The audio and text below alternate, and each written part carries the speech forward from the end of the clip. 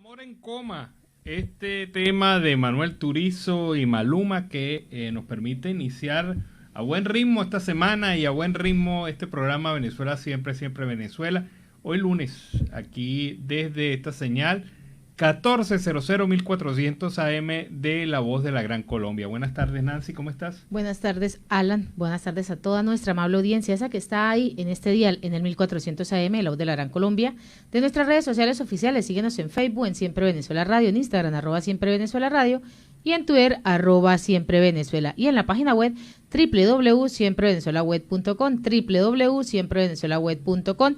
El enlace con La Voz del Río Arauca, 1110 AM. Saludar en Control Master al señor Víctor Márquez, a Roberto Alexis Rojas. En las redes sociales a Alex Meneses, en la producción a Vanessa Chacón, Alan Peralta con registro nacional 0715 y quien les habla, Nancy Pacheco, con registro nacional 0713 del Colegio Nacional de Periodistas Seccional Norte de Santander. Bienvenidos a esta primera ronda informativa en Siempre Venezuela, Venezuela es Noticia. Bueno, y vamos a iniciar esta edición de Venezuela Siempre, Siempre Venezuela, lamentando el fallecimiento de una dama de la sociedad tachirense. Se trata de la señora Ana Cortés, que ha fallecido durante el pasado fin de semana, producto de una larga enfermedad que le venía atravesando, pero esta es fue directora de Diario La Nación en la ciudad de San Cristóbal, una persona que se había caracterizado por ser una persona muy abierta, muy humana, muy sensible, muy dedicada a la sociedad tachirense, y un ejemplo claro de ella pues ha sido doña Gloria Niño de Cortés. Ha sido este pensamiento de joven estudiante. Fue deportista también, significativa, fue una de las primeras basquetbolistas femeninas de Venezuela como deporte organizado. Fue también una persona con mucha constancia, de carácter emprendedor. Doña Gloria Niño de Cortés fue esposa de José Rafael Cortés, director del diario La Nación en la ciudad de San Cristóbal. Y juntos pues consolidaron este medio de comunicación, y en los últimos años de su vida se dedicó ella a gerenciar, a administrar el medio, y sobre todo a darle ese amor, ese calor humano de la mujer tachirense, de la mujer venezolana a esta empresa. Entonces, desde acá, desde Siempre Venezuela, pues lamentamos el fallecimiento este pasado fin de semana de doña Gloria Niño de Cortés, extraordinaria mujer tachirense y símbolo de esta manera de hacer el Táchira a través de la familia. Si hay algo que caracteriza a los andinos venezolanos, es hacer familia y convertir el negocio, cualquier negocio que se haga, en tres cosas: la palabra por delante, el compromiso y el cumplimiento de esta palabra, y sobre todo la dignidad de hacer un negocio a fuerza de constancia, trabajo, valores que se necesitan en la Venezuela de hoy: el deseo de trabajar, la constancia, la dedicación y sobre todo el empeño de cumplir la palabra, porque la palabra para el andino pesa, y eso es significativo dentro de esta sociedad. Y el diario La Nación y otros medios y empresas que mantuvo bajo su dirección doña Gloria Niño de Cortés, pues lo han demostrado efectivamente a lo largo de los años. Y en otro orden informativo, Uniadis Urbina, el médico secretario de la Academia Nacional de Medicina, ha denunciado el día de hoy que el Hospital José Manuel de los Ríos en Caracas, solo en el día de hoy, pasa este informe, 85 camas disponibles, se ha perdido el 70% de las camas del JM. Pues el Hospital Bandera tiene solo estas 585 camas en funcionamiento, es decir, que se han perdido ese 70% de las camas, lo que significa que estamos dejando de atender una gran cantidad de pacientes que acuden a nuestro hospital porque son referidos del interior del país y de la misma Caracas. Esto es lo que ha venido manifestando el médico en una entrevista. El Hospital de Niños siempre se ha caracterizado por tener especialidades que no habían en otras ciudades. En la época del 2000 recibimos pacientes de Centroamérica, de algunos países de Sudamérica, de la isla del Caribe, incluso personas que vivían en la isla Canarias se trataban en parte de hematología. Todo esto pues se ha perdido. Esto es lo que ha venido agregando en el día de hoy el exdirector José Manuel de los Ríos. Urbina también ha manifestado esa grave preocupación por el Programa Nacional de Trasplantes y Procura de Órganos. Acusó al Ministerio de Salud de lavarse las manos al asegurar que la suspensión ocurrió debido a las sanciones establecidas por los Estados Unidos. Bueno, pero estos son el colmo de los descarados, porque precisamente el JM de los Ríos no viene presentando esas fallas de ahora, vienen arrastrando fallas que han ido creciendo y que se han ido haciendo cada vez más fuertes, precisamente durante el régimen de Maduro, que no empezó con las sanciones, ni sancionado, ni nada por el estilo, empezó en el año 2014 a terminar la obra de su predecesor. O sea, acabó con la economía del país, acabó con la salud, con la educación. No hay nada. Es que yo reto a las personas que sepan algo bueno que haya logrado el gobierno de facto, díganmelo, porque de verdad que uno revisa y revisa y revisa y no consigue absolutamente nada bueno, nada positivo de una gestión como esta que ha arrastrado el país a 5.6 millones de personas al exilio forzoso y también ha generado la grave destrucción y la amenaza de muerte permanente sobre ancianos y niños venezolanos por el tema básico, la alimentación. Entonces, que ellos salgan con esto es increíble. El JM de los Ríos ha perdido capacidad de atención de niños. Era el principal hospital latinoamericano de atención a niños. En cualquier área, en cualquier especialidad. Médicos de todo el mundo venían y llegaban a Venezuela e iban al JM de los Ríos porque allí se hacía ciencia, se hacía investigación, se hacía trabajo, además del trabajo de atención a los pacientes. Y ahora ustedes lo condenaron y lo destruyeron. O sea, esa es la verdad verdadera. Entonces, venir a hablar de excusas y que el bloqueo, el único bloqueo que hay aquí, hay que decirlo, es el bloqueo mental del chavismo en relación a los temas que sean positivos para los venezolanos. Y es que perder el 70% es una gran cantidad. Claro. De un 100%, el 70% es demasiado. ¿No recuerdas que comentábamos, por ejemplo, la semana pasada, que las madres habían venido manteniendo una serie de protestas para tener activo el tema en la agenda de opinión pública? Y la mejor solución que se les acordó a estas personas fue colocarle un autobús para taparle el frente donde ya estaban protestando. Debido a esto, pues uno entiende que ellos no tienen nada que ofrecerle, o sea, absolutamente nada que ofrecer de solución, porque su discurso no es pro solución, vamos a solucionarlo así. Su único discurso es vamos a hacer potencia, vamos a lograr esta meta, vamos a alcanzar esto, pero ¿cómo? Si no lo han hecho en 22 años, teniendo el precio del petróleo más alto de la historia, teniendo las reservas internacionales más altas y habiéndose endeudado, uno no entiende cómo se endeudaron a 150,000 millones de dólares. Entonces, ¿van a venir a qué? ¿A ofrecer qué? No tienen nada que ofrecer. Por eso es que el país quiere que se vayan. Entiéndalo, lo estamos hablando de una manera natural. Por eso es que el país quiere que el chavismo salga de Venezuela, fuera de Venezuela, porque ya no tiene capacidad de ofrecerle nada diferente a un país que está hasta la coronilla de estas palabras, de estas excusas. De esas excusas. O sea, bloqueo. Todos son bloqueos, todo es por el bloqueo. Y antes era el intervencionismo yanqui, y antes era más hacia atrás, era las cúpulas internacionales.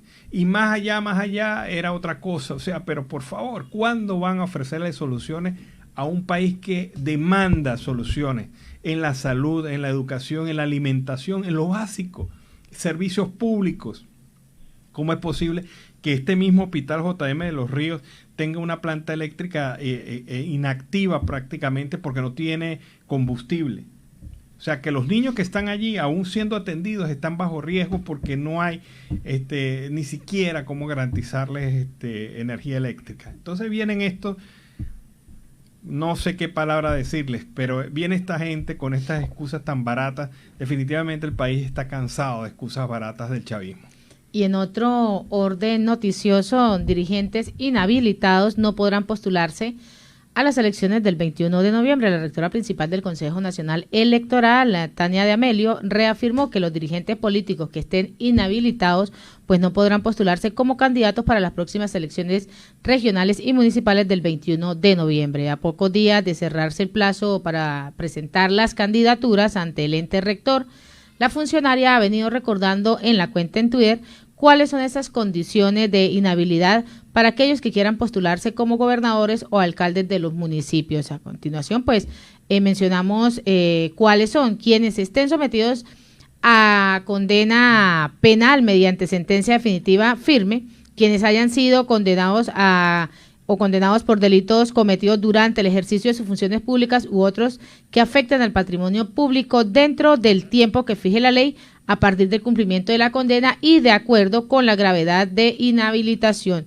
Las electoras y electores que hayan sido suspendidos por su condición por algunas causales previstas por la ley por el tiempo de la suspensión. Rectores identificados con la oposición como Enrique Márquez y Roberto Picón mantienen la esperanza de que se levanten esas inhabilitaciones políticas durante esta última semana de agosto, que es también el tiempo que tienen los partidos para postular a sus aspirantes. Persecuciones y las inhabilitaciones políticas deberían ser eliminadas para una contienda más justa. Bueno, y hubo una decisión hace algunos años por parte de la Comisión Interamericana de Derechos Humanos. Hubo una decisión sobre esta materia y también una decisión de la Corte Interamericana de Derechos Humanos que señalaba que era impropio inhabilitar políticamente a alguien por estas cuestiones. O sea, realmente le da la razón a quienes demandan su habilitación. Pero esto obviamente no ha sido aplicado por la justicia venezolana, a pesar de que las decisiones de la Corte Interamericana en ese momento eran absolutamente vinculantes, pero no las aplicaron. Pero Tania D'Amelio debe conocer muy bien cómo funcionan los mecanismos políticos en este país. Y si en la mesa de concertación ese es un tema que lo aprueba el chavismo, mire, más tarda ellos en aprobarlo que ustedes en decidir las habilitaciones. Así que no venga con esas dotes de que las cosas están por la ley, porque primero no están por la ley, en segundo lugar esto depende mucho del tema político, y así si se plantea en la mesa de México y en México se aprueba, usted va a ver que usted va a ser la primera que va a salir anunciando que ya se levantaron las inhabilitaciones para ciertos personajes de la vida pública nacional. Pero quiero hablar de algo bonito. De verdad, hemos estado en la línea pesada durante primeros minutos del programa Venezuela Siempre, Siempre Venezuela.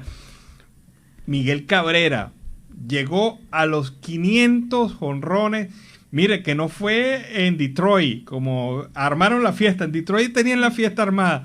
Fue en Montreal, en un estadio semivacío, pero allí en Montreal Cabrera la sacó de jonrón y obtuvo lo que es muy significativo para muchos, entrar al club de los 500 jonrones. Solamente en toda la historia de las Grandes Ligas, 28 jugadores, incluyéndolo, habían entrado a esto, y es el venezolano Miguel Cabrera de los Tigres de Aragua. Me pareció muy bonito que otros equipos de la Liga Profesional de Venezuela, porque Miguel Cabrera juega en los Tigres de Aragua en Venezuela y juega en los Tigres de Detroit, pero él alcanza esta meta y solamente, fíjense ustedes, porque lo de Cabrera no es cualquier cosa, solamente hay 2 jugadores activos en las Grandes Ligas que tienen 500 jonrones. O sea que él puede seguir bateando y alcanzando y superando metas, pero solamente hay 2 activos. Y solamente hay 3 jugadores que tienen 500 jonrones, más de 2.955 hits y un averaje de 300 de por vida en la historia de las Grandes Ligas. ¿Sabes quiénes son? El idolatrado Hank Aaron, Willie Mays, que no es menos idolatrado, y Miguel Cabrera. O sea, es increíble. Solamente en la historia del béisbol profesional de las Grandes Ligas hay un jugador con 500, con más de 2.955 y un averaje de 300, y son 3: Hank Aaron, Willie Mays y Miguel Cabrera. Como quien dice allá en Venezuela, báilame ese trompo en la uña. O sea, ese sí fue una sacada de jonrón. Eso sí fue una sacada de jonrón. Bueno, lo esperarán como héroe allá en Detroit, a pesar de que le habían hecho la fiesta y todo, estaban todos preparados, la bola marcada, toda cosa, y vino y fue en Montreal. Bueno, que expira. Pero bueno, esa es la nota bonita. De verdad que estamos muy orgullosos de Miguel Cabrera. Ayer hubo, por cierto, un mensaje muy emotivo por parte de otros exjugadores de Grandes Ligas que también son jonroneros sobre 500. Le dieron un mensaje bien bonito en inglés. También hubo unos avisos muy en redes sociales de equipos venezolanos que juegan contra Cabrera. Y me gustó mucho el de los Leones del Caracas, que dice: hemos perdido muchas veces contigo gracias a tu intervención, pero nos gusta saludar y felicitarte por ese logro. De verdad que fue bien emotivo, bien bonito eso. Bueno, tenemos un material donde el presidente interino Juan Guaidó ratifica la necesidad de un acuerdo nacional para ese rescate de esa Venezuela que todos queremos. Escuchémoslo y veámoslo. No hay ninguna aspiración por encima de Venezuela. El liderazgo está para asumir responsabilidades. Y yo las asumo aquí hoy, por eso estoy con ustedes el día de hoy. El régimen es una de las partes en un proceso de negociación. La otra parte es la alternativa democrática. La otra parte es la que está exigiendo una solución, un acuerdo, la que está poniendo todo a disposición, garantías, levantamiento progresivo de sanciones con el cumplimiento de un acuerdo, garantías buscando el apoyo de la comunidad internacional y el grupo de amigos, sentando en la mesa países acompañantes, en este caso como Rusia y Holanda, un facilitador como Noruega. Y lo ratifico, nuestra intención ahí es lograr un acuerdo, una solución al conflicto, un cronograma de elecciones, garantías políticas, garantías electorales, resarcir a las víctimas, el respeto al derecho constitucional. Les pido, empleémonos a fondo. Lo mejor de Venezuela va a venir con lo mejor de cada uno de nosotros. Y yo lo creo también. Lo mejor de Venezuela va a venir con esto, con cada uno de nosotros. Así que el país, buscando el necesario diálogo, la necesaria concertación, la necesaria negociación. Hay gente que le tiene miedo, Nancy, a esa palabra, negociar. Negociar. Pero es que en esencia eso es la política. La política es negociar intereses. Y sobre todo negociar intereses en un momento de crisis. No admite Venezuela más deterioro de su sistema. No podemos seguir en este espacio comentando muertes de niños. No podemos seguir comentando el hambre de los ancianos. Presos políticos muriéndose en esas cárceles encerrados. No podemos seguir hablando de eso. O sea, el país llegó, Venezuela llegó a un momento en el cual o sube o se desploma definitivamente. Es que está en un colapso total. Sí, no puede seguir. Y lamentablemente, si eso obliga a que los factores democráticos se sienten a hablar con personas que son indeseables, muchas de ellas por sus actitudes, como Jorge Rodríguez, para decirlo claramente, hay que hacerlo. Lamentablemente hay que hacerlo. Porque hay gente que dice, no, pero es que con ellos no se puede negociar porque ellos son unos traicioneros. Pero se deben sentar. Pero se deben sentar. A hablar. Y además porque son los directamente involucrados. Y además hay una cosa que es inevitable, que es la presión internacional. Y ellos saben que la presión internacional está montada sobre ellos. Y Rusia sabe que no puede seguir soportando un régimen. Rusia lo que está haciendo es la jugada de mantener inflado el régimen para sacar lo máximo posible. Lo mismo está haciendo China. Lo mínimo está haciendo Cuba. O sea, todos ellos están montados en una estrategia de inflar al régimen para negociar de las mejores maneras su beneficio, no el beneficio de los venezolanos. Su beneficio. Porque ¿cómo queda Cuba si Venezuela deja de enviarle petróleo? Ese es el tema que están hablando en este momento y que hace que los cubanos mantengan y oxigenen al régimen de Maduro. ¿Cómo hace Rusia para que le paguen los miles de millones de dólares en armamento que Venezuela le debe? Que, por cierto, los venezolanos no tenemos ni idea de cuánto es porque ellos mantienen oculta los montos de la deuda externa. ¿Cómo China va a recuperar los fondos de su inversión en Venezuela a través de créditos blandos que al final resultaron en la nada porque se robaron esa plata? Pero China quiere recuperarlo. Y es su cabeza de puente para el mercado venezolano.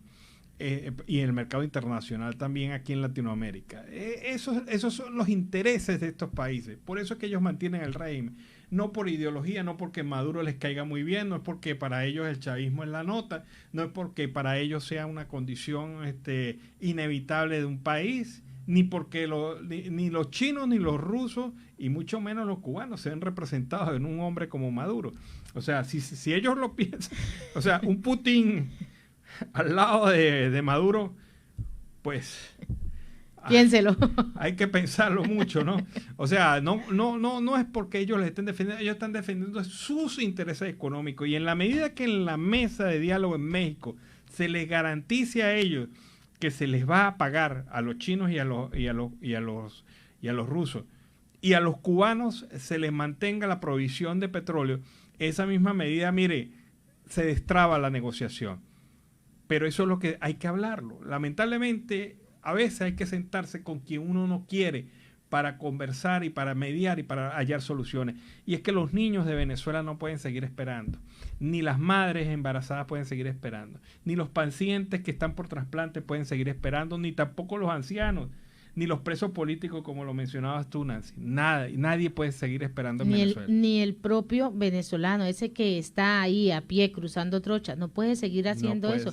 Los niños no pueden estar sin educación, sin salud, sin tener una soberanía, un pueblo que los proteja, sin que esas leyes de infancia y adolescencia los protejan. No pueden seguir saliendo por toda Latinoamérica a buscar un qué, para dónde. Claro. Eso no puede seguir, no puede continuar y tiene que parar ya, es hora de parar. Y esa es la intención de la mesa de negociaciones.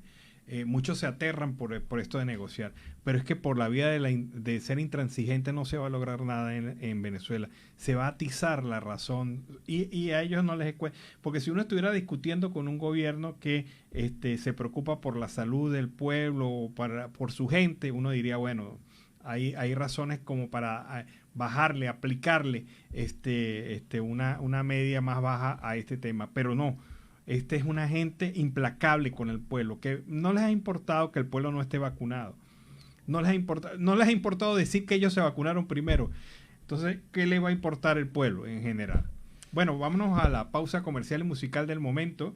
Y a regreso seguimos acá en Venezuela, siempre, siempre Venezuela. Les prometo que con otra tónica. Bueno, y tenemos este tema, Cállate Corazón, de Pastor López. Toda mi vida, yo durante muchos años de mi vida pensé que Pastor era colombiano. No. Y en los últimos años fue que reconocí a un pastor venezolano, nacido en Barquisimeto, y que le había ido muy bien aquí en Colombia y era el embajador musical binacional. Porque al final Pastor sí terminó siendo colombiano y terminó siendo binacional. Pastor López, Alan, sí es venezolano con corazón y residencia colombiana. Alexa. Okay. No tiene nada que ver con Alexa. Acuérdese que está diciendo que es de corazón. Claro, pero él dice, es de bolsillo este señor Alexa con esta cuestión. Por cierto, esta semana vamos a esperar que termine la película porque de la verdad película que sin fin. Ya está muy larga y ya empieza a aburrir, de verdad que sí. Bueno, tenemos un informe que nos hace llegar el máster Roberto Alexis Rojas desde el Arauca y Obrador, donde dice que todos los días pasan mujeres con 2, 3, 4 y 5 niños y hasta más, y quedan en la total incertidumbre porque no tienen recursos económicos para continuar su viaje y se quedan deambulando por las diferentes calles. Y se quedan en ese deambular donde se encuentran con las diferentes bandas criminales que comercializan con menores. Esto es grave y es lo que hemos venido hablando a la audiencia al inicio del programa, donde los niños están saliendo de su país a correr estos riesgos. Lamentablemente son estos riesgos los que están corriendo los menores de edad. Bueno, la gente lo hace, ese es el carácter de la migración forzosa, por eso que se impulsa esa migración forzosa, porque la gente al no encontrar ninguna posibilidad en Venezuela, pretenden buscarla y conseguirla en Colombia y en otros países de Latinoamérica. Ayer tuve la oportunidad de ir por la ruta hacia Pamplona, y era impresionante la cantidad de personas que estaban en la ruta caminante en ese momento. Y lo que te significa la clara es que este es un fenómeno que todavía está muy lejos de finalizar. Y tal como lo hace el reporte de nuestro amigo, pues la cosa ya en la frontera también está, en la frontera de Arauca con Apure, también es intensa. Y como nos lo dice Carlos Ucategui a cada rato, por allá por La Guajira también la situación es intensa. O sea que definitivamente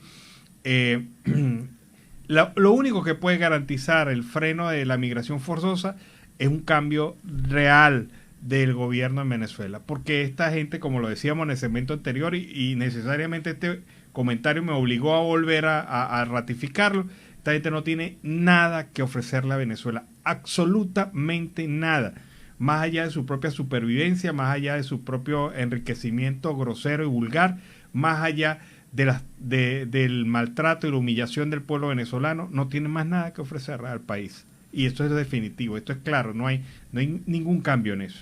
Y ante eso también la Comisión Interamericana de los Derechos Humanos, CID, pidió al chavismo y a la oposición venezolana a sostener un diálogo, pero que ese diálogo esté basado en la seriedad y además que se amplíe y sea urgente esa reconstrucción de la institucionalidad democrática de Venezuela. A través de un comunicado, la CID reiteró que Venezuela enfrenta una profunda crisis institucional democrática que tiene sus raíces en la injerencia del poder ejecutivo con los otros poderes públicos que han derivado de la ausencia de un Estado de Derecho. Esta circunstancia pues ha fallado la Comisión Graves Violaciones de Derechos Humanos contra las personas que hacen público su disenso con el gobierno, así como el deterioro de las condiciones de vida de la población general, responsables de la migración forzada, que al menos son 5,6 millones de personas desde el año 2015. Esto es lo que ha venido reseñando. También en este sentido, resaltó que ante la situación que vive el país, pues se deben realizar unos procesos de diálogo dirigidos a restablecer la reinstitucionalidad democrática, promoviendo la real, efectiva y práctica independencia de los poderes públicos y la consolidación de un sistema de peso y un sistema de contrapeso. Bueno, mira, ahí a propósito de eso, de todo lo que hemos venido conversando durante el programa, la gente de Convite, Asociación Civil, recuerden ustedes que la semana pasada le hackearon su cuenta, pero ya volvió nuevamente a estar activa. La gente de Convite, Asociación Civil, a través de su directora de proyecto, esta mañana ella estuvo en un programa de radio y ella señalaba, ella se llama Francelia Ruiz, ella señalaba que a nivel de los ancianos, a los adultos mayores en Venezuela, solo el 32% que fueron encuestados por esta organización reciben pensión. Esto es increíble. Solo el 32% reciben pensión. Y están registradas en el sistema de amor mayor, que es así como lo llama el gobierno de facto, y están pasando, obviamente, a pesar de que reciben pensión, una situación muy precaria, porque esos dineros en bolívares no les alcanza para nada, para comprar medicina. 92% de los adultos encuestados no poseen pólizas de salud, es decir, tienen que pagar efectivo si van a un médico. 78% de los adultos mayores encuestados en Venezuela necesitan medicamentos, de los cuales solo el 5% puede adquirirlos de una manera ágil.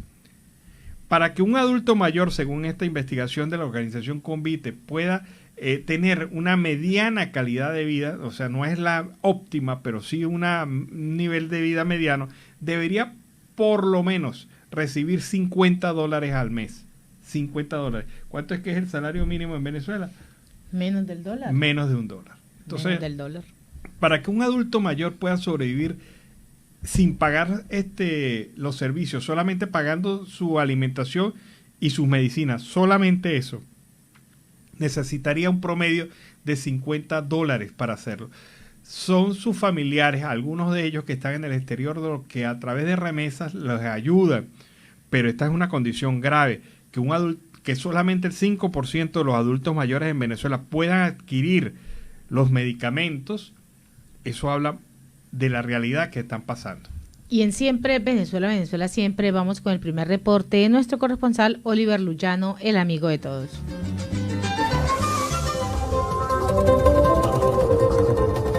¿Qué tal, amigos de Siempre Venezuela? Desde esta zona de frontera de Arauca, reporta para para ustedes el amigo de todos, Oliver Luyano, guariqueño y de Zaraza.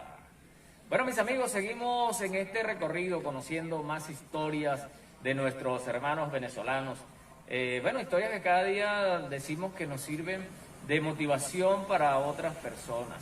Estoy con Beatriz. Beatriz, ¿nos dice tu nombre completo, por favor? Beatriz Melo. Beatriz Melo. ¿De qué parte de Venezuela eres tú, Beatriz? Táchira. Coméntanos, Beatriz, ¿hace cuánto tiempo que llegaste aquí a Arauca? Hace 4 años. ¿Y por qué decidiste venirte a Arauca? ¿Por qué no para la zona de Táchira, de Cúcuta, que te queda más cerca, no? Sí, pues tenía una amiga acá que me consiguió un empleo en un billar, que son los trabajos que más consigue uno. Y pues me dijo que viniera para acá. Y me vine. Que aquí estaba... Ya tenía el empleo. Sí. ¿Y qué tal? ¿Cómo te recibieron? ¿Cómo fueron esos inicios tuyos acá en Arauca? Pues un poco fuertes. Ajá. Sí, porque esos trabajos no son muy... El trabajo de atender el billar. Exacto, sí. Y ahora, allá en Venezuela, ¿qué hacías? ¿En qué te desempeñabas? Allá en Venezuela trabajé con una tía en una quesera de ventas de quesos. También estudié para la Guardia Nacional, pero me retiré. Entraste a ese sistema y te retiraste. ¿Qué te hizo retirar?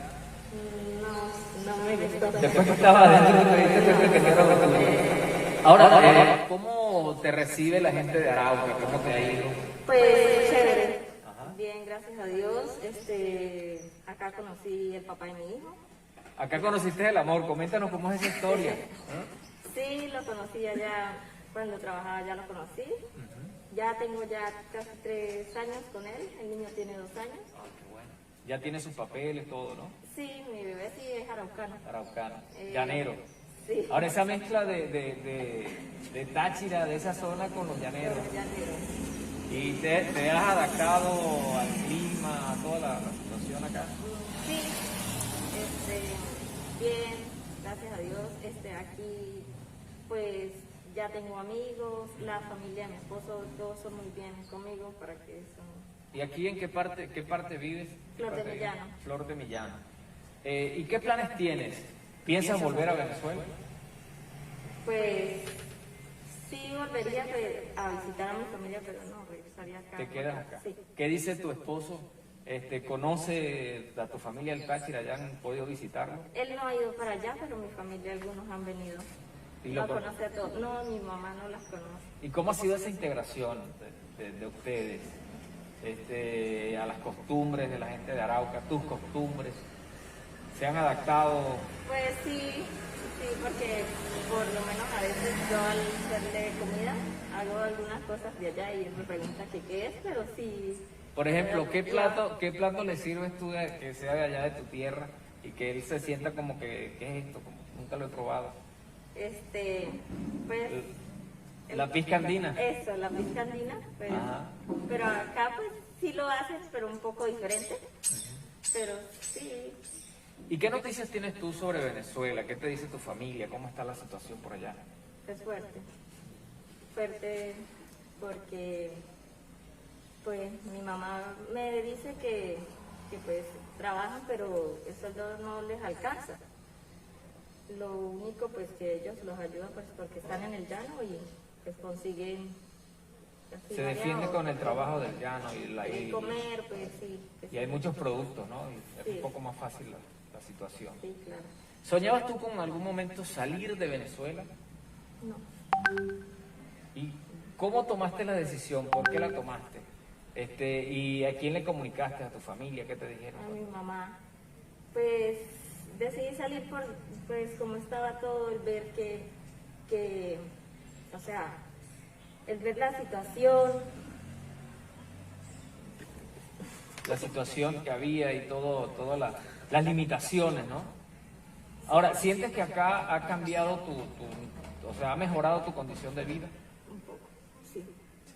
¿Y tu familia ya le envías dinero, le colaboras? Sí, cuando puedo. ¿Y qué te dicen? Pues que gracias. Que regreses, te dicen, te esperan en algún momento. ¿Qué sueñas tú, Beatriz? ¿Cómo sueñas tú que sería en algún momento tu regreso a Venezuela? De verdad. ¿Te imaginas entrando a tu casa Sí, y el claro. calor de tu gente? Extraño, todos los días, extraño. Quisiera que nos dieras un mensaje para las personas que en Venezuela o en cualquier parte del mundo nos están viendo. ¿Qué mensaje tendríamos que darle ante la situación que estamos viviendo?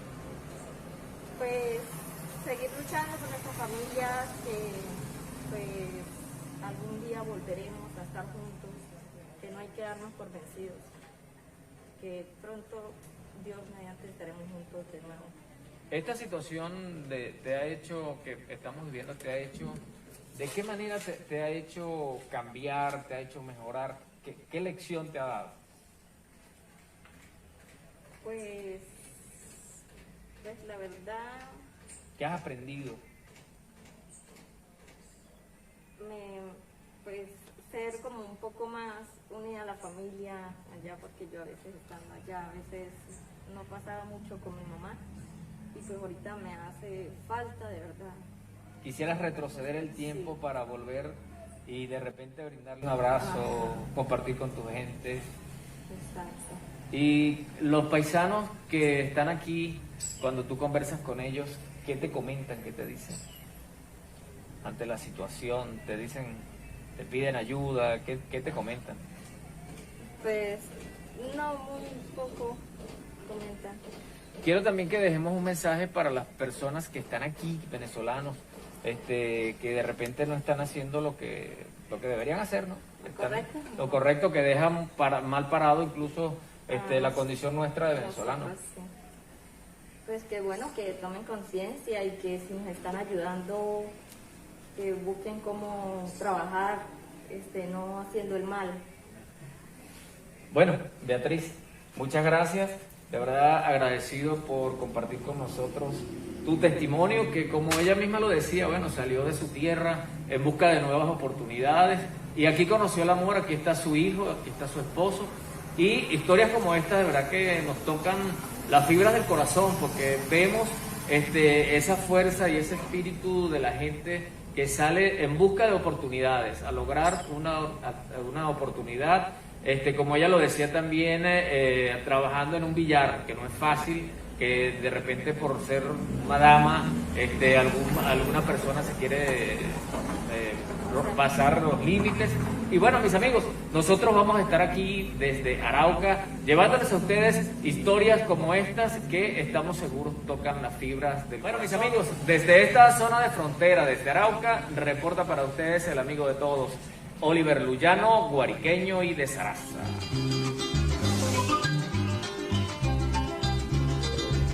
Bueno, interesante esta historia porque nos narra lo que hemos venido comentando. Un gran número de venezolanos que van adelante buscando a través del trabajo y del compromiso cumplir una extraordinaria labor en el país.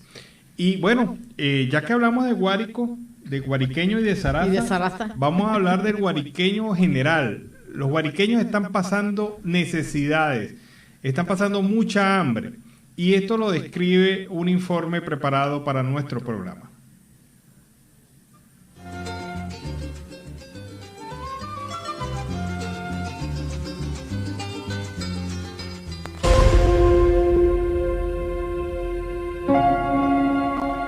Gano en bolívares, agua y sal.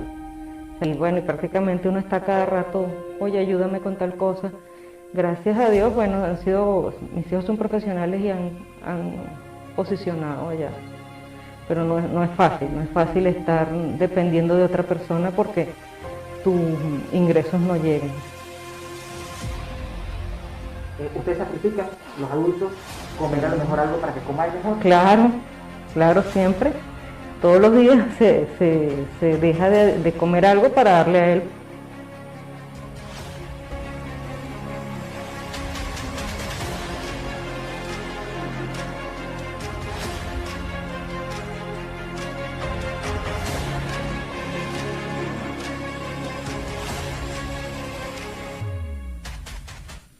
Este es un trabajo preparado por la organización Oxfam de Venezuela y es grave porque indica que el 89% de los habitantes del estado Guárico pasan hambre. Estamos hablando de adultos mayores, de niños, de familias completas, y como le explica esa señora en el programa, ha dejado de comer para que su hijo pueda comer. Entonces, esa es la dura realidad que se está viviendo en este momento, en todos los estados. En cualquier parte de Venezuela, porque no solamente es Guárico, es también cualquier estado de Venezuela. Lamentablemente, pero esta es la verdadera situación de un país. Y en Siempre Venezuela, Venezuela Siempre, vamos a una pausa comercial y musical. Ya regresamos. Bueno, y la vida es bella. Ana Isabel, Chino y Nacho nos han traído ese tema durante la tarde de hoy, iniciando así la segunda hora de Venezuela Siempre, Siempre Venezuela. Y así iniciamos esta segunda hora en Siempre Venezuela, Venezuela Siempre es noticia a través de este día, el 1400 AM, La Voz de la Gran Colombia, en nuestras redes sociales oficiales. Síguenos en Facebook en Siempre Venezuela Radio, en Instagram @Siempre Venezuela Radio y en Twitter @Siempre Venezuela.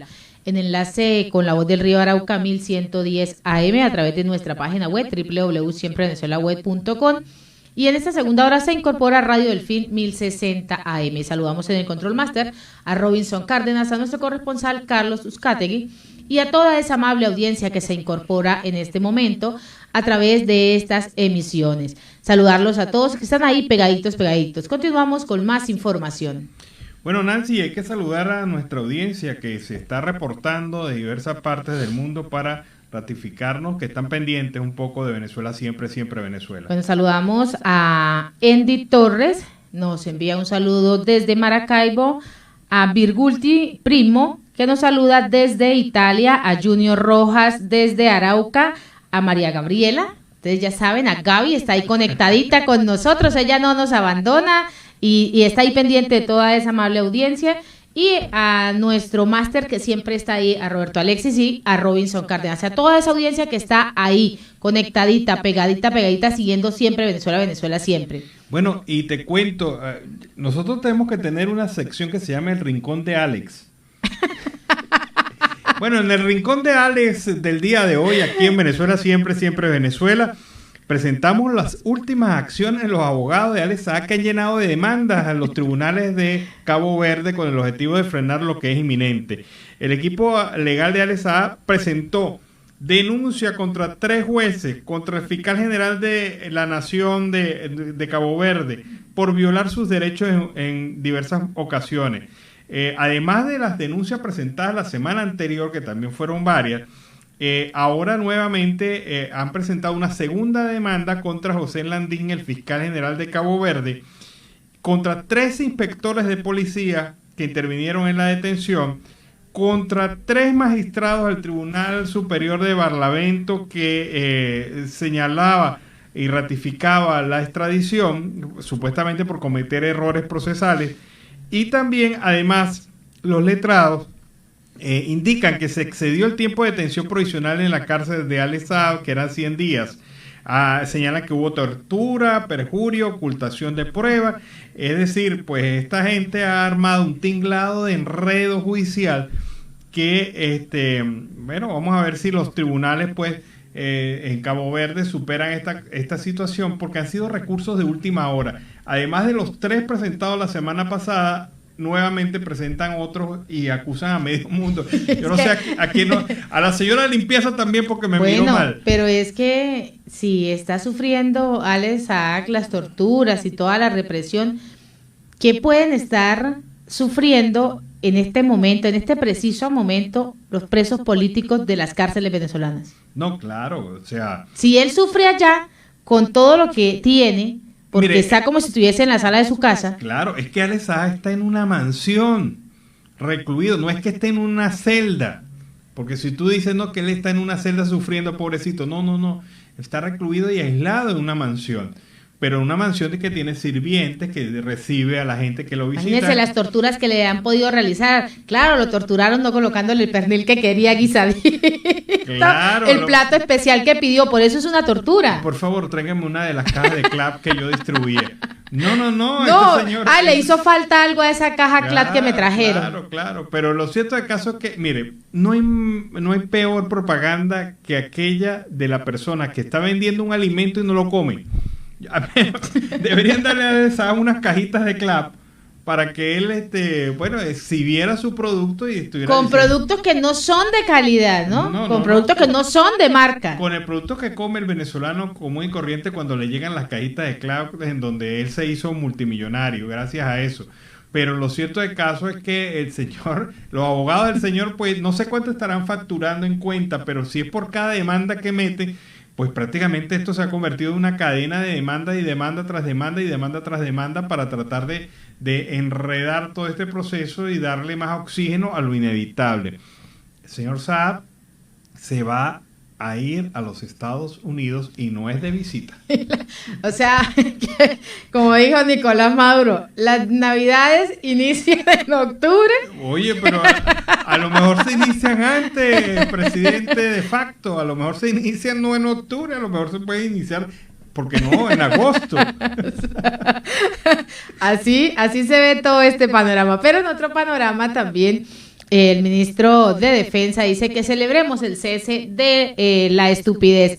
Pues Vladimir Padrino López ha expresado que se celebra el retorno de la política y el cese de la estupidez, en referencia al mensaje del ex enviado especial de Estados Unidos para Venezuela, Elliot Abraham, quien sugirió a John Biden respaldar la oposición en caso de participar en esas megaelecciones que se van a realizar el 21 de noviembre. En este mensaje publicado en Twitter, Padrino López escribió que la arrogancia nunca es buena consejera, tras considerar el error que quienes impulsaron el interinato de Estados Unidos en otra muestra de lo que hemos anunciado, pues un imperio totalmente en decadencia. El daño está hecho, pero quienes amamos a Venezuela celebramos el retorno de la política y el cese de la estupidez. Esto es lo que ha venido agregando en su publicación. El funcionario también citó en un tuit un mensaje de Abraham en el que hizo un llamado para que las decisiones que tomen en la plataforma unitaria sean apoyadas por Estados Unidos y otras democracias, incluso si se trata de una posible participación electoral o de un cambio de liderazgo. Bueno, mire, yo no oí, algo dijo de la situación en la frontera, En absoluto. algo dijo de la situación de la soberanía venezolana. Menos. Algo dijo sobre el pago para o los bonos que irían a recibir los familiares de los militares venezolanos que fueron sacrificados allá en Apure. En absoluto.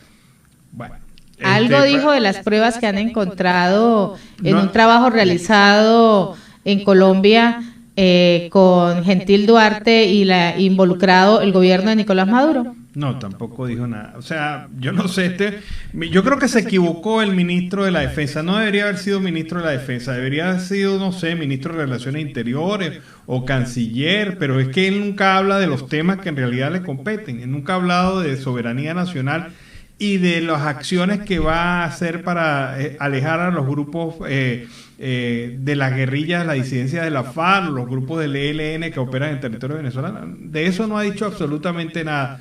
Pues parece que no es asunto de él, parece que no le compete nada de esto. Pero bueno, sigamos con más información. Y en Siempre Venezuela, siempre vamos con el reporte de nuestro corresponsal Carlos Uzcategui, El Miura. Saludos cordiales, una feliz tarde para todos desde Barranca, departamento de La Guajira. Carlos Uzcategui, El Miura, la voz del Caribe, para el programa Siempre Venezuela, Venezuela siempre. Hoy con una mujer trabajadora, venezolana, migrante por supuesto. Se trata de Desiree Vargas. Bienvenida al programa Siempre Venezuela, Desiree. Gracias. Mi nombre es Desiree Vargas. Soy migrante. Tengo 4 años aquí en Colombia. Tuve un año, llegué en Fonseca un año y de Fonseca bajé aquí a Barranca. Tengo 3 niños, madre soltera, trabajo reciclaje en la calle y luchando todos los días, como siempre. ¿Con quién te viniste? Con mis 3 hijos, con mis 2 hijos desde que llegué y aquí tuve la niñita colombiana que tengo ahorita. ¿Nacida dónde? San Juan del Cesar. De San Juanera. Sí. Tiene 1 añito y 9 meses la niña. Desiree, ¿por qué decidiste emigrar a Colombia? Por la situación en Venezuela. No tenía casi para comer en Venezuela, darle a mis hijos. Y me tocó emigrar aquí con ellos 2. El niño tenía 3 años y el grande tenía 7. cuando subí aquí a Colombia. Gracias a Dios me ha ido muy bien. Aquí se han portado muy bien conmigo, recibo muchos beneficios, recibo el ingreso solidario, tengo seguro, la niña y yo tenemos seguro, el seguro del niño, de los niños viene en camino. Estamos esperando el carnet.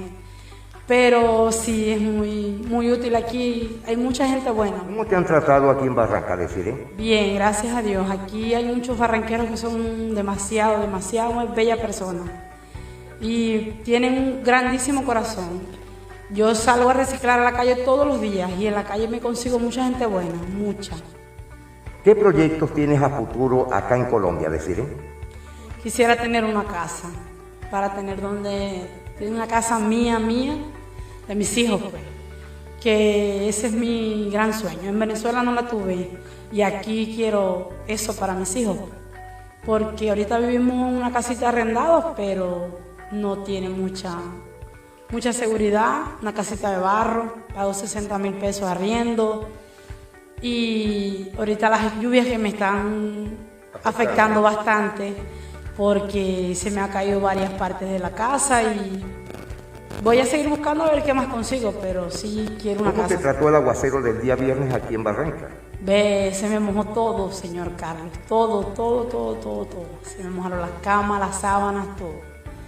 Y tuve que volver a empezar otra vez a poner a secar todo y la antes del viernes llovió más fuerte todavía y también se me mojó todo. ¿Con quiénes estás viviendo actualmente? Ahorita vivo con mi mamá y mis 3 hijos. Soy madre soltera, como les repito.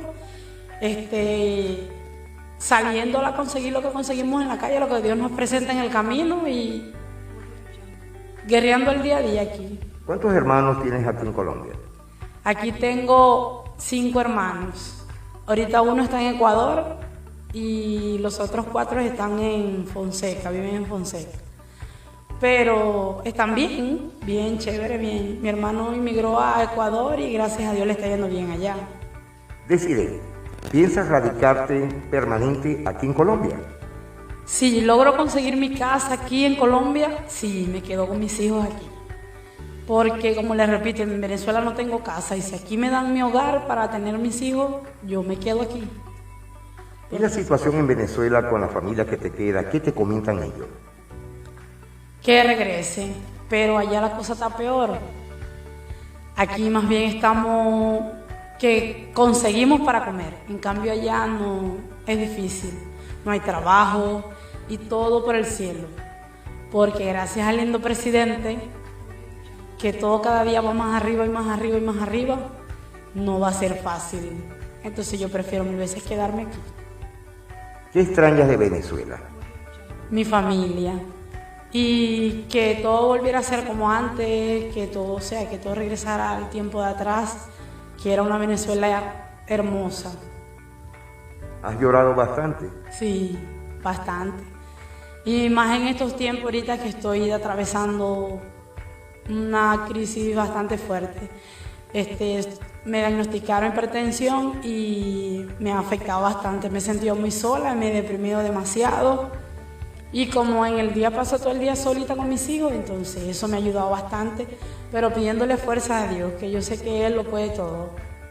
¿Pero tienes seguro y te dan tus medicamentos? Sí, yo tengo mi seguro de Confaguajira aquí y recibo todas mis medicinas, me las dan todas, gracias a Dios. A mí y a mi hija, a la colombianita, me falta son los 2 niños, que ya eso estamos en proceso de que... ¿Te entreguen el ETBP? Sí, ya esa cita la tengo el 15 de septiembre para que me entreguen eso con la voluntad de Dios. Desiree, cuando llegaste a Colombia, ¿con qué comenzaste a hacer tu vida de nuevo? Bueno, señor Carlos, aquí me tocó duro, desde que llegué me tocó duro. Salía en Maicao y vendía caramelos con mis hijos, con mis 2 hijos. Salía a vender caramelos, habían ocasiones que me tocaba pedir para ayudarle comida a ellos, salía a las panaderías a pedir, lo que fuera, porque yo siempre he dicho que pena debería dar robar. Y hasta ahorita aquí estoy, gracias a Dios, tengo mis coroticos, tengo un hogar, no es mío, pero ahí estoy tranquila. Pero es tu hogar. Sí, es mi hogar. Deciré qué beneficios han tenido tus hijos en la UCA, en el colegio. ¿Están estudiando? Sí, están estudiando. El mayor está en 4º grado, el pequeño está en transición y la niña está en la UCA. Y ahorita por lo del problema de la pandemia quedaron virtuales y están recibiendo sus mercados mensuales, gracias a Dios. ¿Ha recibido ayuda de la Cruz Roja y de los organismos internacionales? Yo recibí hace ya desde marzo, el último mercado lo recibí en marzo. De la Cruz Roja, 6 meses recibí. Ahora tengo que esperar 1 año y medio para volver a recibir otra vez. Deciré, ya para finalizar nuestra entrevista, ¿qué consejo le darías tú a los nuevos migrantes que están entrando a Colombia?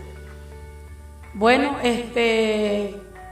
que vengan, que aquí es bien, aquí hay personas muy buenas, que se porten bien, que no vengan a hacerle daño a nadie ni a hacerle maldad a nadie, que vengan siempre con Dios por delante y que trabajen y hagan el bien, que a quien puedan ayudar que lo hagan, que no les importe que sean venezolanos, que sean colombianos, no importa. Porque nosotros cuando llegamos aquí, hubieron muchos colombianos como muchos venezolanos que me tendieron la mano a mí y no les importó que yo no tuviera nada, que yo haya salido a la deriva. Eso les aconsejo yo. Bueno, muchas gracias, Desiree, por la entrevista. Bueno, nos estamos despidiendo ya a esta hora. Carlos Ucategui, El Miura, la voz del Caribe para el programa Siempre Venezuela, Venezuela Siempre. Migrantes sin censura.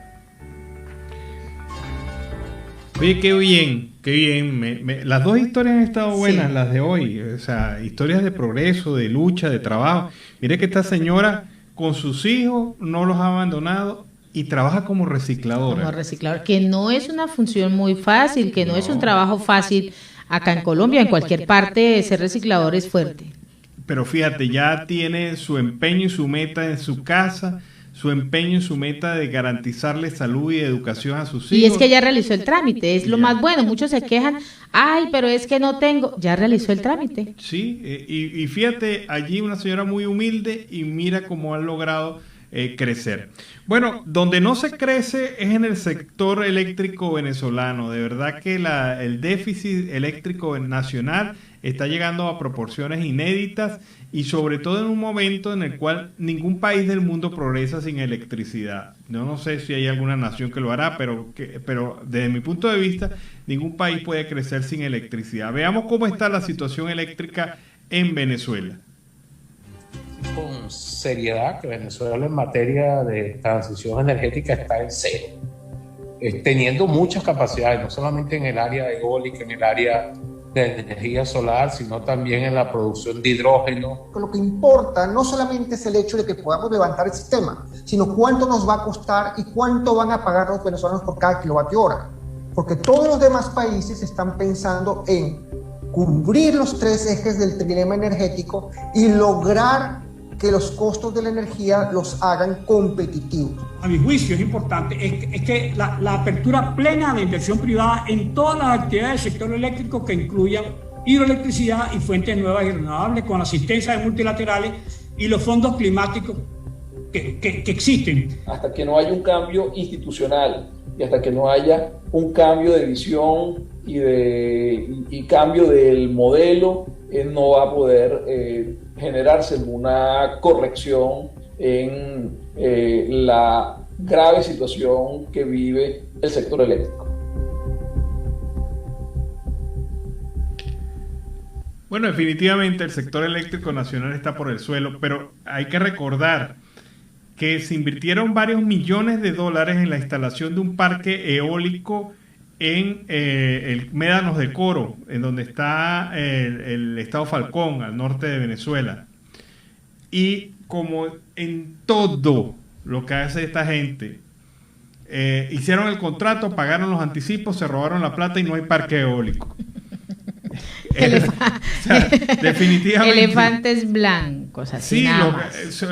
Mira, la viga más cara en materia de parques eólicos debe estar allá, porque una buena cantidad de millones de dólares que se llevaron. Se fueron para otros bolsillitos. Sí, se fueron para otros bolsillos. Increíble, pero cierto, Venezuela desperdició, gracias al chavismo, la oportunidad histórica que representó tener un barril de petróleo a $110 por barril, que fue el máximo histórico logrado por el barril de petróleo de Venezuela. Si Venezuela hubiera reinvertido esos recursos, estaríamos hablando, no sé, de un país súper avanzado, súper desarrollado y establecido, y más bien en vez de salir la gente a buscar alguna oportunidad en el resto del mundo, más bien estaría Venezuela llena de gente buscando oportunidad en Venezuela. Pero aquí está la triste historia de un país que hace 100 años era el país más pobre de América Latina y hoy, 100 años después, es nuevamente el país más pobre de América Latina y el penúltimo país, porque Haití, con el terremoto reciente de la semana pasada, ha caído a último país de América Latina. Pero Venezuela no ha tenido terremoto, no ha tenido guerra. El único terremoto y la única guerra que tiene Venezuela el terremoto del es gobierno. El terremoto del gobierno de facto, que de verdad ha acabado con este país. Y en Siempre Venezuela siempre vamos a una pausa comercial y musical. Ya regresamos. Bueno, vaya, tremendo tema. ¿Cómo no voy a decirlo? Argenis Carrullo en un tema que es clásico, pero que lo adaptó a este ritmo salsero sabroso y sonó bastante bien. En este último bloque de Venezuela siempre Venezuela. Y en Siempre Venezuela siempre, a esta hora tenemos a nuestro corresponsal Oliver Luyano en la línea. Oliver, buenas tardes. Oliver, ¿nos escuchas? Bueno, creo que tenemos problemas con la comunicación. Sí, tenemos problemas con la comunicación. Vamos ahora con una información. Otra tragedia más en la frontera entre Bolivia y Chile. Un migrante venezolano de 56 años murió tras intentar cruzar esta frontera entre Chile con Bolivia. Eso ocurrió ayer. Este hombre de nacionalidad venezolana intentaba llegar junto con su esposa a Colchán, allí al norte de Chile. Hasta el momento, 11 migrantes venezolanos han muerto por cruzar por estos pasos no habilitados en lo que va de año. Según el médico de turno en el consultorio de Colchán, Jesús Rodríguez, recibimos un llamado de los carabineros y del ejército para constatar el fallecimiento de este ciudadano extranjero en la frontera. Al llegar constatamos que no tenía signos vitales ni pulso y sus pupilas estaban dilatadas. El cansancio pudo haber hecho mella en la salud de esta persona, además de una condición bastante precaria de alimentación. Y en otro orden informativo, piden a la Iglesia que interceda por los pacientes que esperan esos trasplantes en Venezuela. Ya hasta estas instancias se está llegando con el tema de los trasplantes. La Asociación Civil Santi y sus amigos entregó el día de hoy una carta a la Conferencia Episcopal Venezolana y la Nunciatura Apostólica en Caracas para solicitar a la Iglesia que interceda por los pacientes que esperan estos trasplantes en Venezuela. Ya basta de estar de manos atadas, de manos cruzadas y seguir perdiendo a nuestros niños. Queremos cumplir el sueño de todos los niños que lamentablemente ya no están, dijo a los medios de comunicación Rosalis Díaz, directora de la Asociación Civil Santi y sus amigos. Bueno, y ya está en Venezuela la delegación de la Unión Interparlamentaria Mundial. Ella viene a constatar in situ las denuncias sobre violaciones a los derechos humanos y condiciones difíciles para el trabajo de los parlamentarios venezolanos.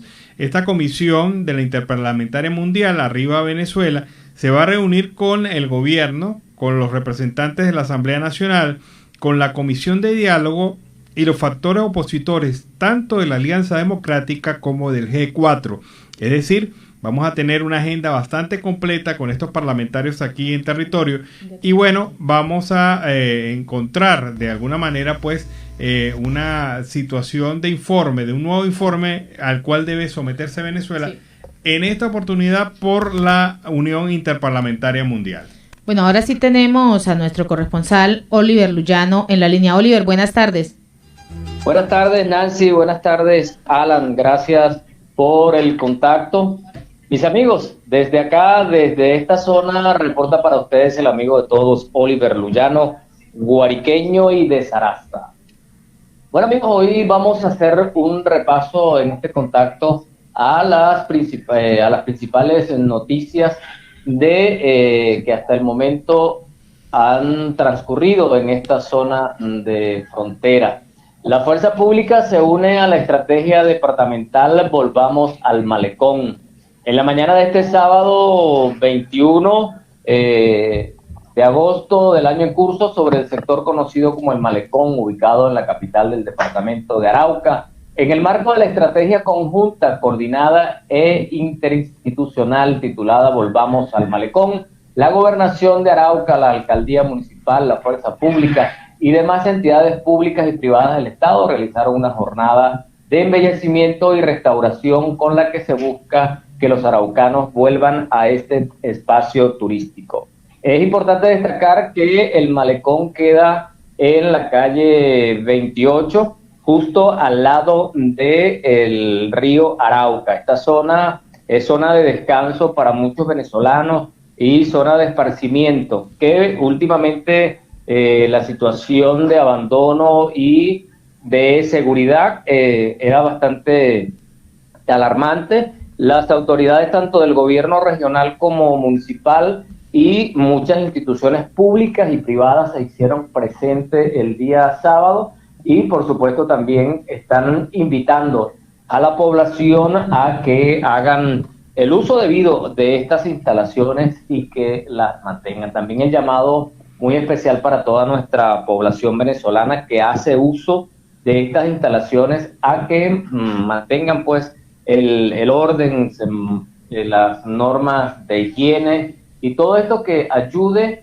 a mantener este espacio que yo diría que es de tanto de los colombianos como de los venezolanos. También por otra parte quería informarles que la Universidad Nacional de Colombia, sede Orinoquía, informa a estudiantes del grado 11 y bachilleres de la región que desde hoy estará y hasta el próximo 6 de octubre del año 2021 podrán iniciar el proceso de admisión a pregrado mediante el programa especial de admisión y movilidad académica.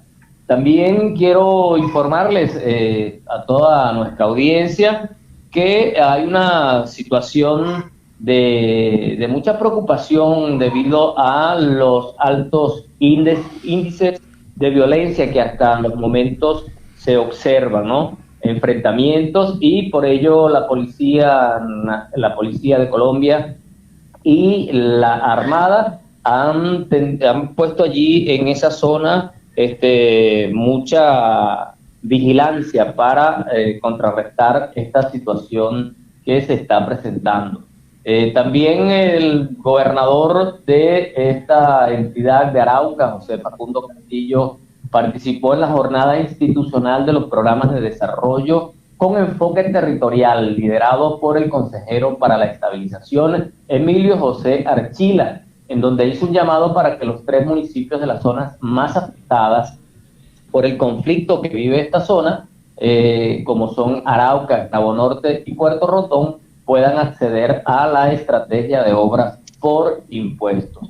Una manera pues de que se presenten proyectos y programas de desarrollo que vayan en beneficio de la comunidad. También quiero compartir con ustedes un trabajo de investigación que se hizo con respecto a la situación de los educadores universitarios en Venezuela. Y es que llama la atención, Nancy y Alan, que de 8 de cada 10 docentes universitarios venezolanos han reducido sus porciones diarias de comida debido a la crisis económica. Como ustedes conocen, amigos, la situación de los educadores universitarios o de los educadores en general ocupaba, pues, podemos decir que los educadores ocupaban un nivel de clase media, con un vehículo, con su casa y también con acceso a las medicinas. Pues esto se ha hecho sumamente difícil para los educadores, tanto de educación media como de educación universitaria. De allí pues que la encuesta del Observatorio de Universidades sobre las condiciones de vida de la población universitaria, ENOBU, reveló que 56% de los profesores universitarios se han visto obligados a vender o intercambiar bienes para adquirir comida durante la pandemia. Y también ha habido un impacto importante en la calidad de vida de los universitarios venezolanos, que 86% de los docentes haya tenido que reducir sus porciones de comida al día, o que solo 18% de los alumnos pueda comer proteína animal con una frecuencia diaria, refleja parte de este impacto. Dijo también Carlos Meléndez, profesor de la Universidad Centro Occidental Lisandro Alvarado y director del observatorio. 30% de los estudiantes universitarios en Venezuela tienen, de los docentes universitarios, perdón, tienen ingresos familiares de 1 a 10 dólares mensuales. Así lo determinó este estudio, por lo tanto, se hace imposible que los educadores puedan atender las necesidades más urgentes de sus hogares. Las desigualdades también se ven de acuerdo al tipo de institución, a la ubicación geográfica, al género y a la edad de los encuestados. Por ejemplo, los de Nororiente, señala el estudio, y Guayana tienen mayores dificultades de servicio y más inseguridad alimentaria. El empobrecimiento ha aumentado, sin embargo, vemos una capacidad de agencia y de compromiso social de los universitarios, que se han incorporado a desarrollar sus clases a pesar de este contexto. Hay un potencial de resiliencia importante en las instituciones del sector público, detalló Yelena Salazar, coordinadora de este organismo. Nosotros hemos establecido, Nancy y Alan, el contacto con algunos representantes tanto de las organizaciones profesorales como de la CTV, quienes nos han señalado pues que para el día 2 de septiembre se está organizando una protesta internacional para dar a conocer la situación tanto del personal jubilado, pensionado y pensionados de Venezuela. Bueno, amigos, nosotros seguimos en este recorrido buscando más noticias, más informaciones para compartir con ustedes. Recuerden que desde esta zona de frontera reportó para ustedes el amigo de todos, Oliver Luyano, guariqueño y de Saraza. Bueno, y gracias, Oliver, por ese reporte en vivo. Sabemos las circunstancias a veces se ponen complicadas para la comunicación y bueno, es bueno tenerte a veces en vivo. Ahí podemos interpelar y hablar de muchas cosas. Seguimos acá en Venezuela Siempre, Siempre Venezuela, con más información. Bueno, tenemos un video, Alan. Sí, tenemos el video donde el Monseñor Ovidio Pérez, alto representante de la Iglesia Católica Venezolana, pide por la liberación del equipo de Fundarredes. Esta gente de Fundarredes, encabezada por Javier Tarazona, que se encuentra detenidos desde hace 55 días sin que el Ministerio Público presente sus actos, su demanda formal, su acción formal, de qué los está acusando. El Ministerio Público ha obviado esto, se está violando el proceso, pero sin embargo esta gente sigue detenida. Me complace mucho, pues, en la presente circunstancia, por lo demás dolorosas, dar un mensaje de aprecio